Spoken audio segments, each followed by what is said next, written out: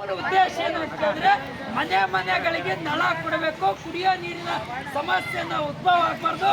ಎಲ್ಲರ ಮನೆಗಳಿಗೆ ನಳ ಕೊಟ್ಟು ಪೈಪ್ಲೈನ್ ಮಾಡಿ ನೀರಿನ ವ್ಯವಸ್ಥೆ ಮಾಡಬೇಕಂತ ಉದ್ದೇಶ.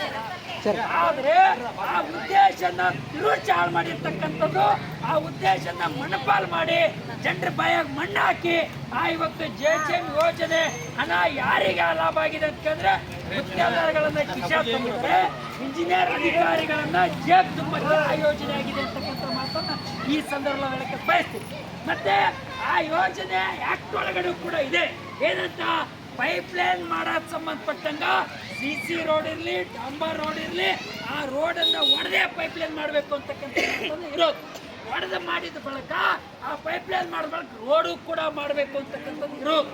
ಆದರೆ ಆ ರೋಡ್ ಒಡೆದು ಪೈಪ್ಲೈನ್ ಮಾಡಿದ್ರ ಇಲ್ಲಿ ಹಂದಿ ಕೂಡ್ಲತ್ತ, ನೀವು ಒಳಗೆ ಹೋಗಿ ನೋಡ್ಬರ್ಬೇಕು. ಅವ್ರ ಸಂಘಟ ಜನರಿಗೆ ಓಡಾಡ್ಲಕ್ಕೆ ಬರಲ್ಲ, ವಯಸ್ಸಾದವ್ರಿಗೆ ಓಡಾಡ್ಲಕ್ಕೆ ಬರಲ್ಲ, ಶಾಲಾ ಕಾಲೇಜ್ಗೆ ಹೋಗ್ತಕ್ಕಂಥ ಮಕ್ಕಳಿಗೆ ಓಡಾಟ ಆಗಕ್ಕಾಗ್ತಲ್ಲ.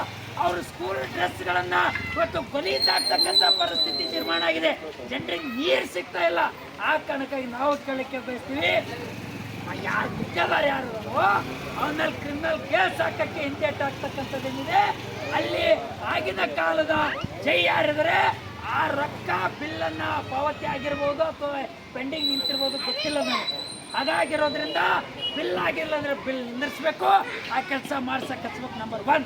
ನಂಬರ್ 2, ಬಿಲ್ ಆದರೂ ಕೂಡ ಅವನ ಮೇಲೆ ಕ್ರಿಮಿನಲ್ ಪೊಲೀಸ್ ಕೇಸ್ ಮಾಡಿ ಇದನ್ನ ಕೆಲಸ ಮಾಡ್ಸಕ್ಕೆ ಹಚ್ಬೇಕು.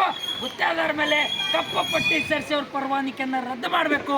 ಈ ಜನರಿಗೆ ನ್ಯಾಯ ಕೊಡಿಸ್ಬೇಕು ಅಂತಕ್ಕಂಥ ಮಾತನ್ನ, ಆ ಜನರಿಗೆ ಸುಗಮವಾಗಿ ರೋಡನ್ನು ಮಾಡಿಸ್ಕೊಡ್ಬೇಕು ಅಂತಕ್ಕಂಥ ಮಾತನ್ನು ಈ ಸಂದರ್ಭದಲ್ಲಿ ಈಗ ಆಲ್ರೆಡಿ ನಿಮ್ಮದು JJM ಪಂಚಾಯತ್ ಅವ್ರಿಗೆ ಹ್ಯಾಂಡ್ ಓವರ್ ಮಾಡಿರೋಲ್ಲ ಗೊತ್ತಿಲ್ಲ.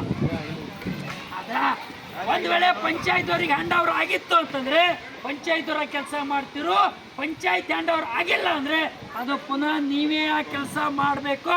ಆ ಹೊಡೆದಿರ್ತಕ್ಕಂಥ ರೋಡ್ ರಿಪೇರಿ ಮಾಡಬೇಕು, ಊರಾಗ ಹೊಡೆದಿರ್ತಕ್ಕಂಥ ಪೈಪ್ಲೈನ್ಗಳನ್ನ ದುರಸ್ತಿ ಮಾಡ್ತಕ್ಕಂಥ ಸಂಪೂರ್ಣವಾಗಿ ಅಧಿಕಾರ ಹಕ್ಕ ಸಂವಿಧಾನಬದ್ಧವಾಗಿ